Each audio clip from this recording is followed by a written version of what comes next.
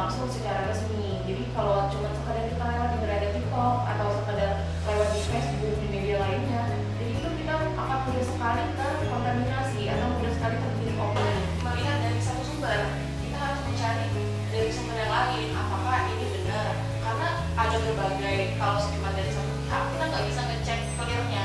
Misalnya ada suatu berita, kita nggak bisa melihat hanya dari satu sudut pandang orang tersebut, kita harus melihat juga dari sudut pandang tersangka atau pelaku.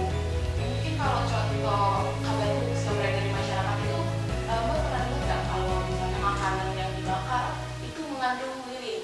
Kita tidak akan makan kerupuk lagi, kita tidak akan mengonsumsi biskuit yang berat bakar. Jadi kita harus mencari kebenaran dan juga sumber dari fakta, karena bermanfaat untuk diri kita sendiri.